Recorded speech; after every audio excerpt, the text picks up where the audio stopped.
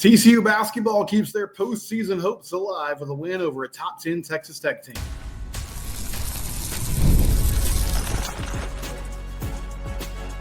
You are Locked On Horned Frogs, your daily podcast on the TCU Horned Frogs.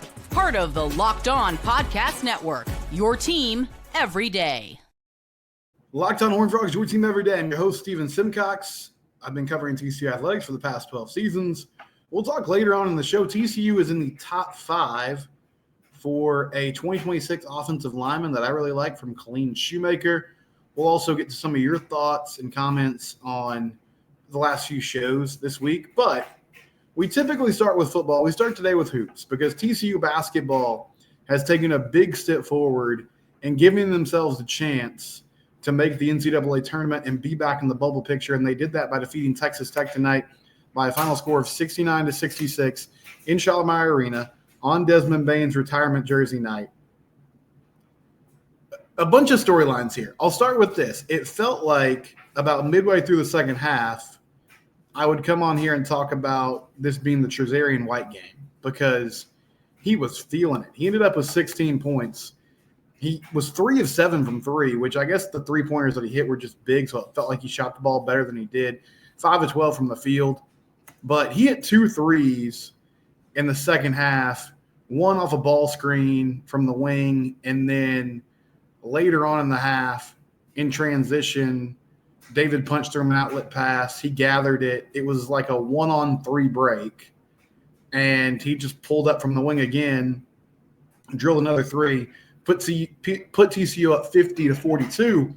And at that point in the ball game, I mean, Texas Tech is a really good basketball team, and they were playing great basketball coming into this ball game. Grant McCasland had that team rolling.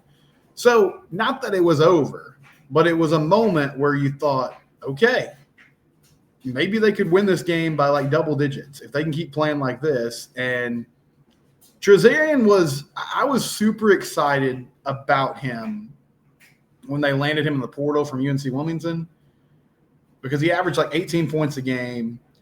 And just watching his game, he looked almost like an Emmanuel Miller replacement. And Emmanuel Miller did so many things for this team over the past few seasons. He became a really good offensive player, and then he just did all the dirty work. And Trezarian's shown that at times, but it hasn't been super consistent, and scoring the basketball has been really inconsistent. And frankly, it just hasn't lived up to the expectations that we had going into the season. But he played well tonight. Now, cooled off after that. Tech came out of the timeout. They went on a 7-0 run, cut it to 50-49. A few possessions later, all of a sudden, they have a 3-point lead, and TCU was kind of on the ropes. But to TCU's credit, they hung in there. The thing that stood out to me the most, the effort and the buy-in tonight was just outstanding. This Tech team, they defend really well, and they're relentless defending the basketball. But this is not the Chris Beard Tech teams that wanted to make it a rock fight and were looking to win a game like 65-55. This crew can score. They're averaging over 80 points a game. JT Toppin is one of the best players in the country, and has just been an absolute heater coming in this ball game, averaging like 30 points a game. I can't remember over what range that was. And he was super efficient tonight. He ended up with 14 points, 5 of 9 from the field, but TCU made him work for it. They didn't make it easy on him. Ernest Uday did a nice job. I thought Diallo came in and gave him good minutes. David Punch didn't have that assignment very often, but when he did, he played well, and he did a really good job on the perimeter tonight, fighting over ball screens. Everybody did. Like early in the game, they were really having a lot of success trapping JT and trapping whoever was in the post, catching the ball, on the block or in the high post in the corner, and forcing errant passes. And they were switching everything and blitzing things, and they just did an outstanding job of understanding their responsibilities, hedging, coming out, but then getting back and making life difficult on the Tech offense. Now, Texas Tech shot the ball a lot better in the second half, and they went on a run, especially from like the 10-minute mark to the 5-minute mark, where they looked like one of the better offenses in the country and certainly the best offense in the Big 12. But that being said, there was a run there. TCU took a 3-point lead with about 2 minutes to go. And they had 3 possessions in a row where they could have taken a 5-point lead. had a bad possession that ended up in a Trezarian White desperation 3 at the end of the shot clock.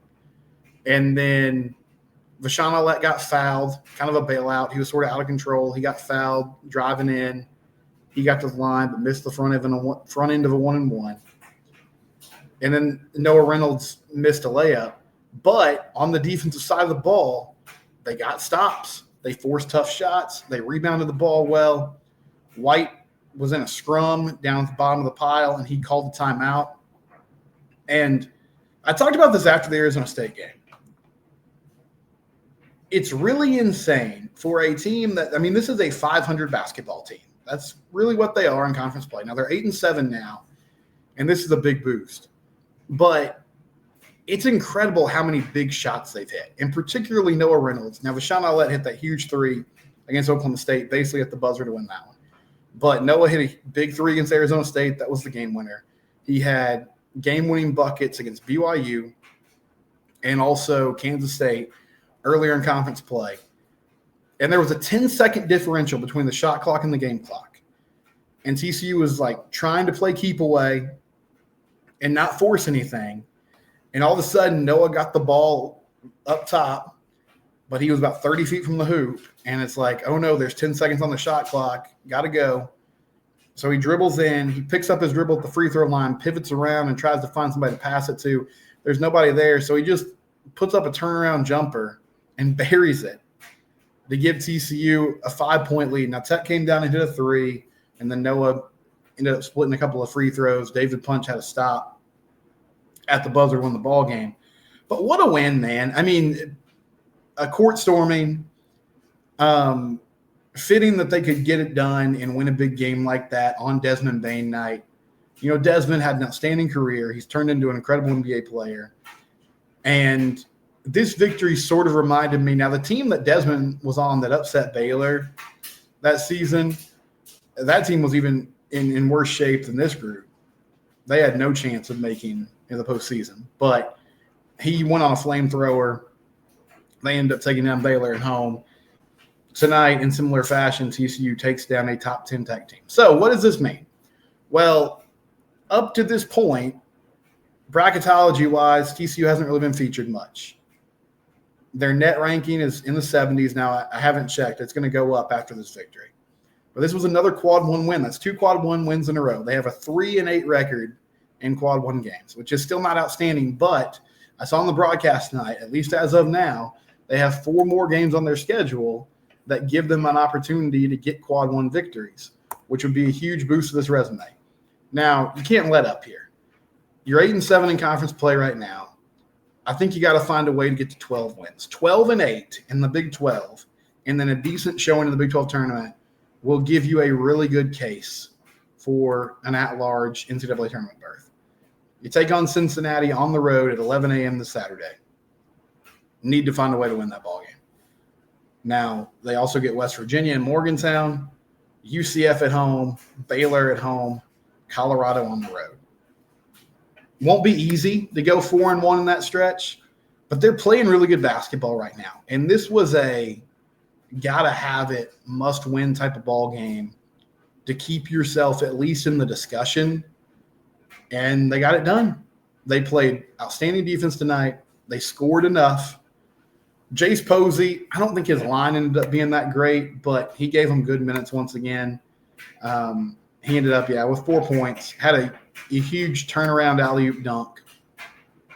They did a nice job off the pick and roll in the half court and then the fast break as well, finding guys to finish on those lobs. Like Ernest Uday had a couple, and Uday gave him outstanding minutes tonight. That's 2 games this year.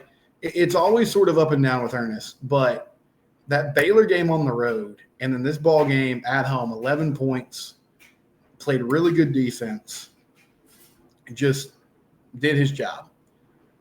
And this team just continues to grow and improve. It hasn't always been pretty, but they keep hanging in there. They keep finding ways to get victories. Once again, Jamie Dixon, late in the season, his teams tend to get better. Now, the tournament, the NCAA tournament, they've had some issues. They've won a couple games. They got bounced thoroughly by Utah State last year. But it's another year where they've got a lot of moving parts, a lot of transfer guys, a ton of new faces, and it starts out rough. This year started rougher than really any other in a long time with those Colorado State and Santa Clara losses. But gradually, they get better, and they start to figure it out, and the light bulb starts to go off.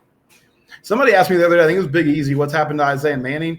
Apparently he had a hip injury, but he did go through warm-ups tonight. Now, he didn't play tonight, but maybe they'll get him back this weekend as he starts to ramp back up. But, yeah, dealing with a hip injury, which Isaiah's another guy. I mean, it hasn't fully happened, but he's hit some shots in the last few times he's been out there and looks more comfortable making plays for this team. Huge win tonight. Had to have it. They found a way to get it done. TCU takes down a top 10 team in Texas Tech and gives themselves a chance, an opportunity to start getting into the discussion for the NCAA tournament. It's not over yet. When we come back, TCU also in the mix for a offensive lineman for the 2026 class in his top 5. We'll talk about that next here on Lockdown Horned Frogs. Your team every day. All right, it's tax season. Everybody's got to get it done. You got to do it. Not everybody likes it. I understand it can be stressful, but it doesn't have to be stressful because of TurboTax. This message is from our sponsor, Intuit TurboTax. Taxes used to be dealing with piles of paperwork and frustrating forms and then waiting and wondering and worrying if you're going to get any money back. Now Taxes is easily uploading your forms to a TurboTax expert who's matched your unique tax situation, an expert who's backed by the latest technology, who cross-checks millions of data points for 100% accuracy. While they work on your taxes, you get real-time updates on their progress, and you get your most money back guaranteed, all while you go about your day. No stressing, no worrying, no waiting. Now, this is Taxes, Intuit TurboTax. Get an expert today on TurboTax.com, only available with TurboTax Live Full Service, real-time updates on the iOS mobile app. See guaranteed details at TurboTax.com/guarantees. Again, that's TurboTax.com/guarantees.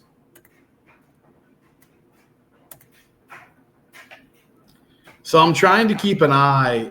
TCU tennis is playing for an indoor national title right now, and it's tied at 3-3. It's coming down to the third set on court 1. Jack Pennington-Jones trying to bring it home for the Frogs. Looks like he's down 2-1 right now. I know updating live on a recorded show is not the best idea, but while I'm doing this, I'm trying to see if we get a final result so I can talk about David Roditi's squad. They made the indoor final again, and they're in a nail-biter trying to bring it home. So on the recruiting front, 2026 class, TCU making that happen, trying to get it done. They've made some big strides with defensive linemen especially and some edge rushers. O-line, once again, going to be a priority. Troy Pless from Colleen Shoemaker, 2026 prospect. He released a top 5 yesterday. That top 5 is Texas Tech, Arkansas, Houston, and Baylor. Now, if you go to Troy's 247 page right now, he is not currently rated. He says on Twitter he's a 3-star. On 3 has him a 3-star. At this point in the recruiting cycle, I would not get too caught up in recruiting rankings. That is not me saying that rankings don't matter or ratings don't matter. I think they do. But we're still early in the process with the 2026 kids. And if somebody doesn't have a ranking at the moment, it's probably just the reason for that is most likely just because they haven't got evaluated yet. But this caught my eye, one, because TCU's in the top 5. And this is the type of recruiting battle that the Frogs need to and should win. Arkansas, Houston, Baylor, and Tech all battling TCU out. These are schools with similar profiles, similar sort of standing in the college football pecking order, and common opponents that TCU plays on a yearly basis. I got to see Troy this year. I broadcast Temple football games, and Temple is in Colleen Shoemaker's district. He looked really good. He was matched up with Jamarion Carlton, who was a 4-star edge rusher that Temple has, and Jamarion's got offers from just about everybody. He's a good player. Might end up at Texas. That's kind of scuttlebutt right now, but he's got offers from Texas A&M, the whole bit, right? Troy Pless did a really good job. He held his own in that ball game. And the run game, he was driving Carleton off the ball. In the pass game, he held up well. Carleton ended up with 1 sack, but that was a pretty understated ball game for him. And Pless did an outstanding job keeping him at bay. Watching the tape, you see a guy with a nasty streak. He's not afraid to drop people off the ball, put people in the back of their head, drive people towards the sidelines. He gets off the ball well. Looks like he plays a little high, but he's a good player. And Frogs have to keep building on the offensive line. I know. You guys get tired of me talking about this. You hear about it all the time. But that's where TCU has to get more consistent and has to get better. That's really the only thing with this offense. Now, you're replacing a ton of production at receiver, so that's a big question mark for this year. But at the moment, that's really the only thing within this offense that has been holding them back in the years where they've struggled under Sonny Dykes. And I would say last season, by the end of the year, you sort of revised your stance because, yeah, they struggled running the ball. But from a pass game perspective, they consistently gave Josh Hoover a clean pocket to work with, which is what you want. It's a numbers game. It's a development game. They've done a good job over the past few recruiting cycles of finding players that fit what they want to do, that have a good frame, and that hopefully will be contributors in the near future. They've also gone after 4-star, 5-star guys. I still want them to do that. Bryce Gilmore, tackle I was really excited about. He released his top 5 recently. TCU didn't make the cut. And that's been, unfortunately, kind of a familiar story for them.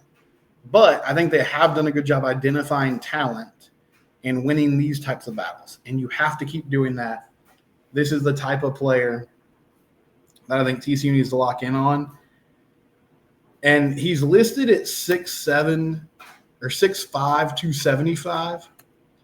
So some room to grow there, but in some ways kind of the ideal frame for a tackle. He's huge, but he also has that ability to have some nimble feet and move well. If you need him to pull and get to the next level, reach that linebacker. He did a good job on the tape of, in a lot of instances, having a defensive end on his outside shoulder, finding a way to get his head on their outside shoulder, hook him, turn him inside, and allow his skill players to get to the edge and make plays. So just a name to know, Troy Pless, 2026 offensive tackle, TCU in the top 5. And again, he's got a 3-star ranking from On3. He's not ranked on 247 Sports, but at this point in time with 2026 class, focus on the offer list. Who is interested in this player? The teams that are pursuing him. Arkansas, Houston, Baylor, Texas Tech, that's a good sign. That means you're talking about somebody who can really play and someone who is going to get a lot of attention if he puts together a really good senior season. I also noticed this today. One of TCU's transfers spoke with the media, and that was Rashid Jackson, who is one of the more interesting transfers in this class. He played his first couple seasons at Incarnate Word. Last year, Incarnate Word was in the FCS playoffs. He started every game. He played well for him. Not a lot of fanfare when he hit the portal, but has played a ton of snaps. 320 pounds. And the thing about Rashid is he's very raw. He hasn't been playing football that long. He lived in Ohio until senior year of high school and played basketball primarily. Moved to Duncanville, which, if you follow Texas high school football, Duncanville is a premier program in that world. Missed out on a state title this year because North Crowley upset him in the state semifinals, but they're always right there. And he was an immediate contributor. So he shows up at Duncanville not really having played much football and steps in and makes something happen. That stands out to me. That's a dude with some serious ability and serious size to be able to just walk in and do that at that program.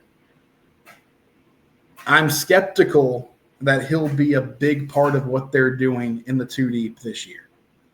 I think it's going to be Ryan Hughes and Ben Taylor Whitfield. And I did an episode last week where I said I think they need to go get one interior offensive lineman and one tackle. I'm not totally sold on the young guys that they got there right now. And so you need some more depth in that area. But he's an intriguing player. And while I think it's more likely that he ends up being a factor next year rather than this year, if he ends up being a contributor, that's a huge boost for this team, whether it's this season or next season.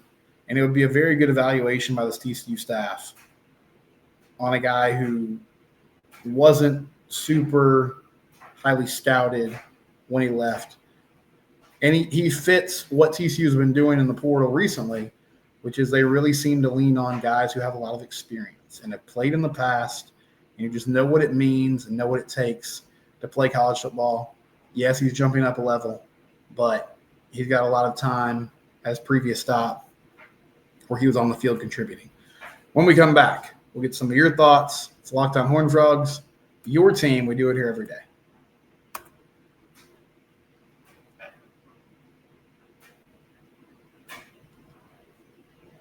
All right, let me see if we got any more updates here on the indoor national title as Jack Pennington-Jones tries to bring it home. Looks like he's down in set 3, but he's trying to do it. David Roditi, man, they might be the most consistent program on campus.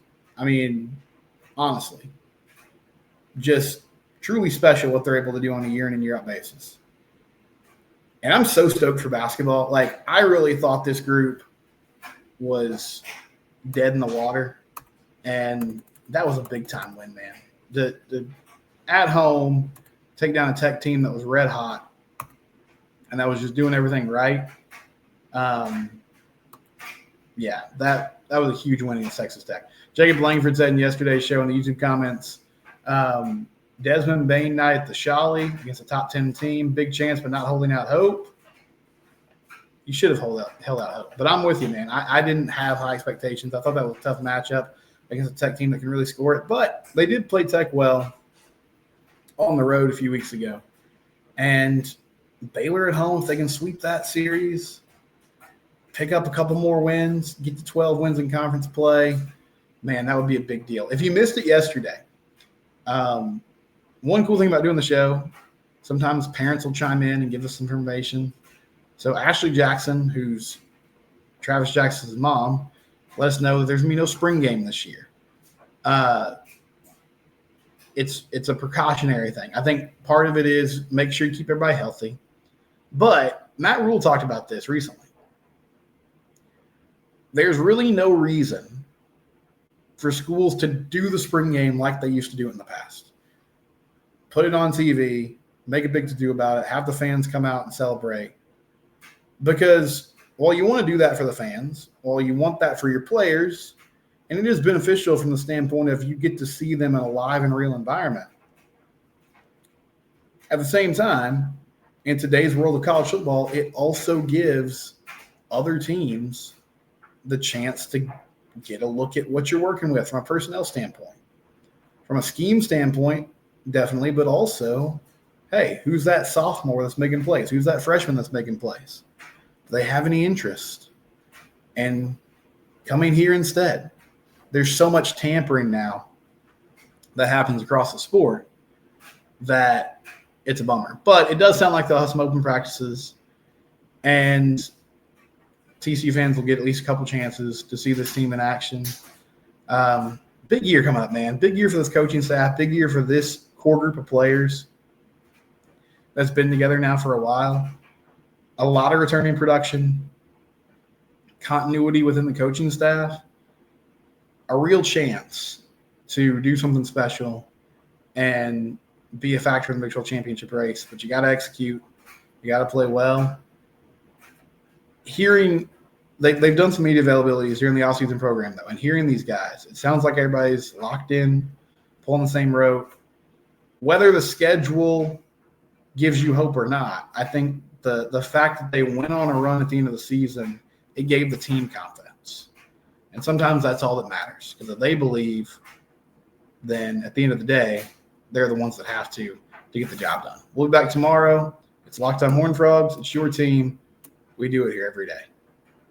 We're free and available wherever you get your podcasts. Please subscribe to the YouTube channel.